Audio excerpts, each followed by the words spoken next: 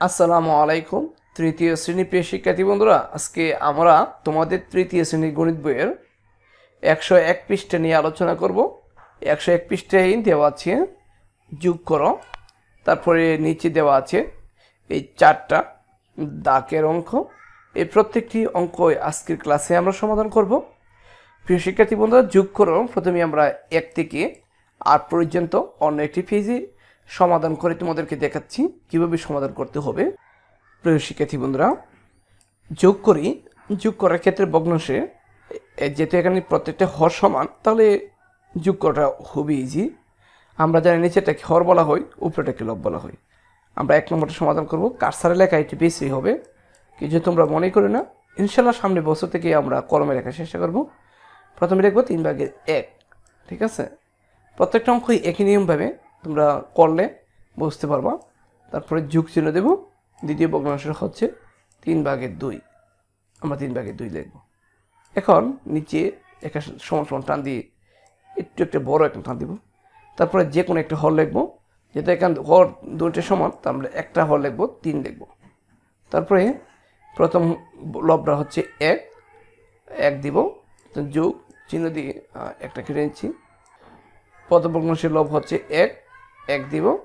তারপরে যোগ চিহ্ন দিয়ে দ্বিতীয় ভগ্নাংশের লব হচ্ছে 2, আমরা 2 দিব, ঠিক আছে। তারপরে আমরা নিচে যাব। এখন আমরা আবার একটা টান দিব, দিয়ে এই 3 লিখব। হরে থাকবে 3 লিখব। লব 2 এবং 1 যোগ করলে 3 হবে, ঠিক আছে। হর এবং লব যদি মিলে যায়, দুটো সমান হয়, তাহলে শুধু 1 দিবা, ফলাফল হবে 1, ঠিক আছে। তারপরে আমরা 2 নাম্বারটি সমাধান করব। এখানেই 2 নাম্বারটি দেওয়া আছে যে এই 4/1, আমরা 4/1 লিখব, ঠিক আছে। তারপরে যোগ চিহ্ন দেব, দিয়ে 4/2 লিখব। আমরা এখানে 4/2 লিখব। সমান সমান চিহ্ন দিব, দিয়ে যে কোনো একটা হর 4 লিখব। তারপর লব হচ্ছে 1 প্রথমটা, তারপর যোগ চিহ্ন দেব, দ্বিতীয় লব হচ্ছে 2। তারপরে আবার সমান সমান চিহ্ন দিব, দিয়ে আমরা হর 4 লিখব। তারপরে 2 আর 1 যোগ করলে 3 হচ্ছে। এটা যেহেতু সমান নয়, আমরা 1 দিব না, তাহলে এটি হচ্ছে ফলাফল। একই রকমভাবে প্রিয় শিক্ষার্থী বন্ধুরা, আমরা প্রত্যেকটা অঙ্ক করব। এটা মুছে নিচ্ছি। 3 নম্বর অঙ্কটি 5/2 এবং 5/2। আমরা 3 নম্বর অঙ্ক লিখে এখানে দিচ্ছি যে এখানে 5/2 লিখব, ঠিক আছে। যোগ চিহ্ন দেব। তারপরে আবার আমরা 5/2 লিখব। লিখে এখন আমাদের কাজ হবে কি জানো, আমরা সমান সমান চিহ্ন দিয়ে একটা বড় একটা টান দেব, দিয়ে এখানে আমরা প্রথমে একটা হর 5 লিখব। এখন লব 2টা যোগ করে নিব, যোগ প্রথম ভগ্নাংশের লব 2, দ্বিতীয় ভগ্নাংশের লব 2, ঠিক আছে। সমান সমান চিহ্ন দেব, দিয়ে 5 লিখব, অর্থাৎ লব যা আছে তাই লিখব। হর 2টা যোগ করলে হবে 2 আর 2 যোগ করলে হবে 4। এটি হচ্ছে অ্যান্সার। একই রকমভাবে প্রিয় শিক্ষার্থী বন্ধুরা, আমরা এই 4 নাম্বারটি এখানে সমাধান করব। 4 নাম্বারটি এখানে সমাধান করে নিচ্ছি। যে এখানে প্রিয় শিক্ষার্থী বন্ধু দেওয়া আছে 4/3 বা 4/3 লিখব। যোগ চিহ্ন দেব, দিয়ে আমরা 4/1 লিখব। তারপরে সমান সমান চিহ্ন দেব, দিয়ে প্রথমে আমরা 4 লিখব। তারপরে 3 যোগ 1 লিখব। তো সমান সমান চিহ্ন দেব, দিয়ে এই 4 লিখব, আর উপরেও 4 লিখব। তো 4 আর 4 মিলে গেছে, যেহেতু সমান সমান দিয়ে আমরা কি দিব, 1 দিব। তারপরে আমরা 5 নাম্বারটি সমাধান করব। এখানেই 5 নাম্বারটা দেওয়া আছে যে 7/3 ও 7/1। আমরা এখানে 5 দিব, ঠিক আছে। 5 দিয়ে আমরা কি লিখব, 7/3। আমরা এখানে 5 নম্বরটা হচ্ছে এই যে দেখা যাচ্ছে 7/3, যোগ চিহ্ন দেব। তারপরে 7/1 লিখব। একই রকমভাবে সমান সমান চিহ্ন দিয়ে একটি বড় টান দেব, একটা হর 7 লিখব। আর তারপরে লবগুলো যোগ করব। প্রথমটা হচ্ছে 3, তারপরে যোগ চিহ্ন দিব, এরপর দ্বিতীয় লবটা হচ্ছে 1, আবার সমান সমান চিহ্ন দেব, দিয়ে আমরা 7 লিখব। ঠিক আছে, তারপরে প্রিয় শিক্ষার্থীবৃন্দ 3 আর 1 যোগ করলে হবে 4, অর্থাৎ এই 5 নম্বরটার উত্তরটি হলো 7/4। তারপরে আমরা 6 নম্বরটি সমাধান করব। 6 নম্বরটি আমরা এখানে 6 নম্বর দিয়ে নিচ্ছি। 6 নম্বরটি দেওয়া আছে যে 5/1, আমরা 5/1 তুলে নিব, তারপরে আর যোগ চিহ্ন দেব, দিয়ে 5/4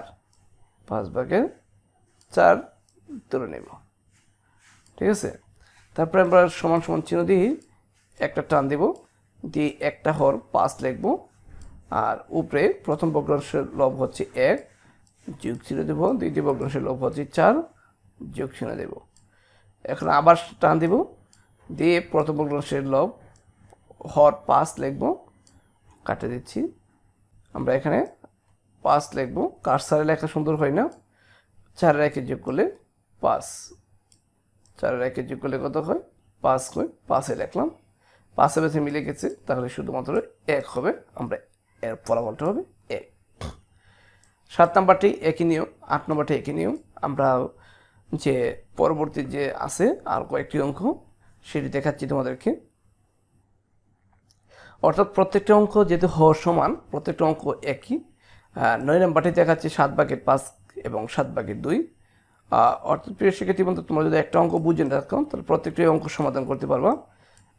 নিজে নিজে সমাধান করলে, একটা অঙ্ক বুঝে যদি নিজে নিজে সমাধান করো তাহলে খুব সহজে তোমরা অঙ্কগুলি সমাধান করতে পারবা এবং অঙ্কতে মেধা বাড়বে।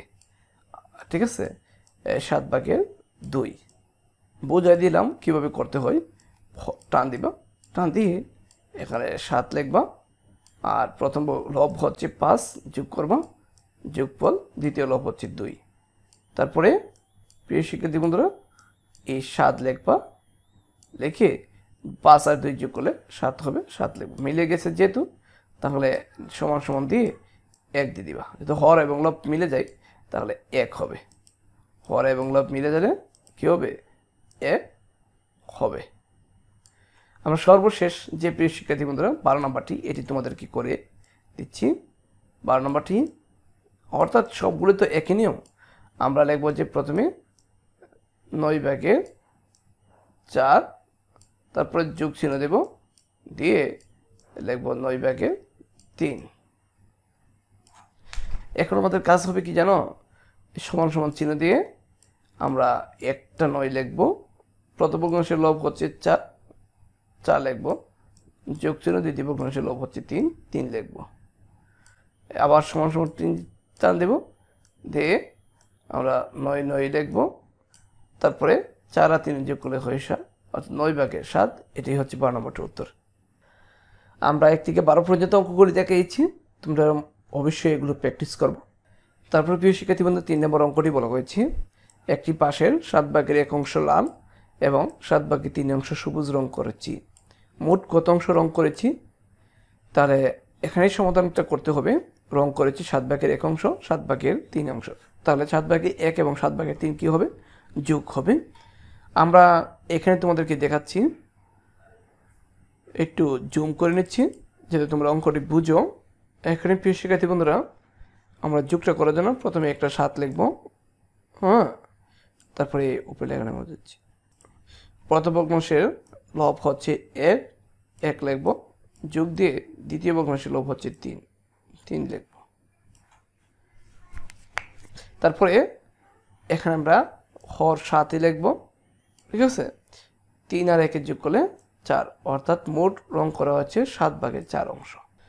তারপর প্রিয় শিক্ষার্থী বন্ধুরা আমরা 2 থেকে 4 পর্যন্ত সমাধান করে নিচ্ছি অন্য একটি পেজে।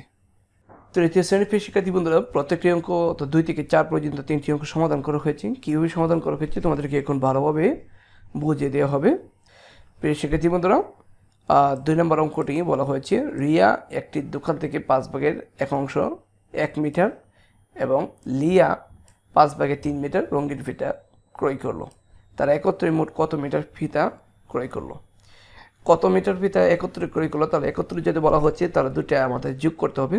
আমরা লিখব যে একত্রে মোট ক্রয় করলো 5/1 এবং 5/3 দুইটা যোগ করব, 5-এর 5 বসাবো, লবগুলো যোগ করব। প্রথম লব 1, দ্বিতীয় লব 3, 1 আর 3 যোগ করলে 4, অর্থাৎ 5/4 মিটার। উত্তরটি হবে 5/4 মিটার। 3 নম্বরটি দেওয়া আছে রাফি একটি কেক 8/5 অংশ খায় এবং নিধি 8/2 অংশ খায়। তারা একত্রে মোট কত অংশ খায়? তাহলে সমাধানটা হবে তারা একত্রে মোট খায় 8/5 এবং 8/2 একসাথে যোগ হবে। আমরা যে কোনো একটা 8 নিব, তারপরে 5 এবং 2 যোগ করব লবগুলো, অর্থাৎ 8/7 অংশ খেয়েছে। উত্তরটি হবে 8/7 অংশ।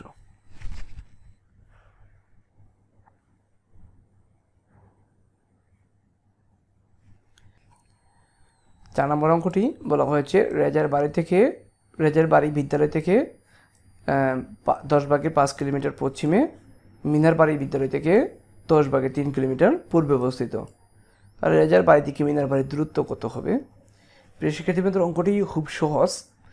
ধরো এটা একটি বিদ্যালয়, এই বিদ্যালয় থেকে পশ্চিমে হচ্ছে রেজার বাড়ি, ধরো 2 কিলোমিটার, আর পূর্বে হচ্ছে মিনার বাড়ি, ধরো 3 কিলোমিটার।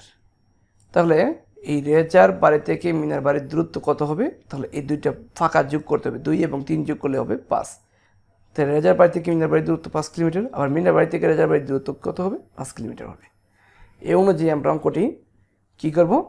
রেজার বাড়ি থেকে মিনার বাড়ির দূরত্ব আমরা দুইটা কী করব? যোগ করব। 10/5 এবং 10/3কে যোগ করব। 10 নিব, 5 হরগুলো যোগ করব, 5 এবং 3 যোগ করব, অর্থাৎ 10/8 হবে। ঠিক আছে, দূরত্বটা হচ্ছে 10/8 কিলোমিটার। আজকে এ পর্যন্ত থাকলো। আসসালামু আলাইকুম।